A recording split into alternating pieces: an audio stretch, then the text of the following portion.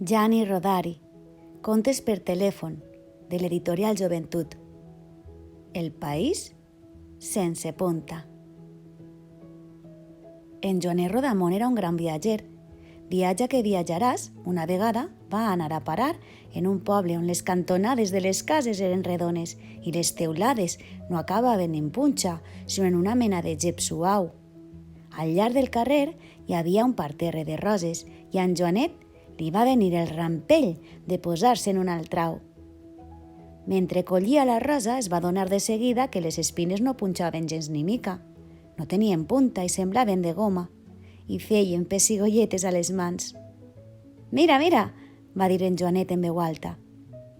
De darrere el parterre va traure el cap un guàrdia municipal, somrient. Que no sabia que està prohibit de collir roses?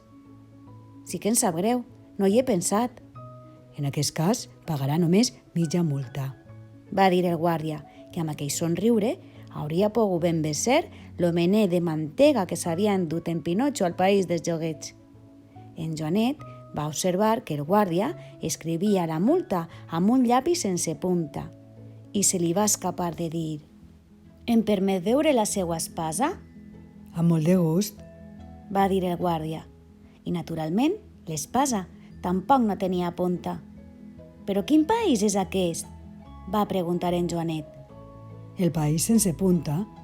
Va respondre el guàrdia amb tanta gentilesa que les seues paraules s'haurien d'escriure totes amb lletres majúscules.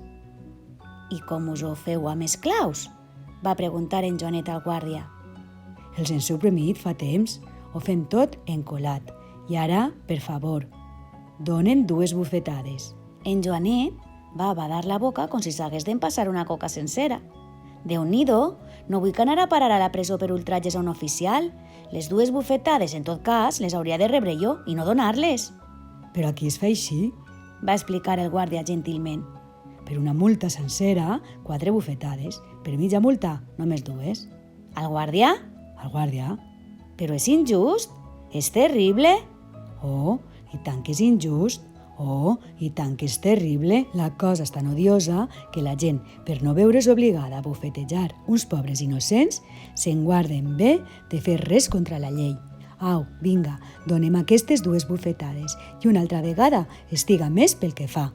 «Però jo no li vull donar ni tan sols un copet a la galta, si per cas li faré una carícia», Si és així, va concloure el guàrdia. l'hauré d'acompanyar fins a la frontera. I en Joanet, humiliadíssim, es va veure obligat a abandonar el país sense punta, però encara avui somia en poder-hi tornar, per viure de la manera més gentil, en una bonica caseta amb la teulada sense ponxa. I conte contat, conte acabat.